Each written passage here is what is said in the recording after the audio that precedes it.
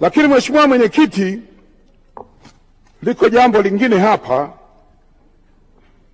naomba niliseme. Mheshimiwa Mwenyekiti, nchi hii ni yetu sote. Tunakoona tunakokwenda, wako watu sasa wameanza kuleta viashiria ambazo naweza kuvunja amani katika nchi. Rais amesimamia jambo hili vizuri sana. Tuombe taasisi inayohusika na baadhi ya watu kupitia mitandao mbalimbali wameanza kuchora picha mbaya kwa rais. Wanamchora kama vikatuni. Nilisema siku ile hapa ninapochangia kipindi kilichopita. Wizara inayohusika ishughulikie jambo hili.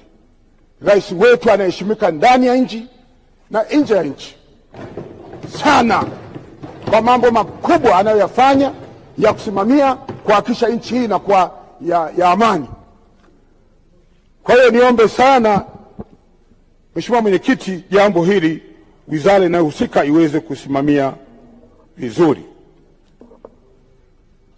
Lakini Mheshimiwa Mwenyekiti, liko jambo hapa ambalo biashara mbalimbali ambazo zinafanywa na wageni ambao nimesema hapa sisi wenyewe tunaweza kuzifanya. Jambo hili Mheshimiwa Mwenyekiti, Watanzania walio wengi wana uwezo mkubwa wa kufanya. Kubwa Mheshimiwa Mwenyekiti, ni nyinyi kutuwezesha kupitia mabenki ya kukopa kwa riba nafuu ili tuweze kufanya kazi ambazo wanaweza wakafanya wageni. Sisi wenyewe tuna uwezo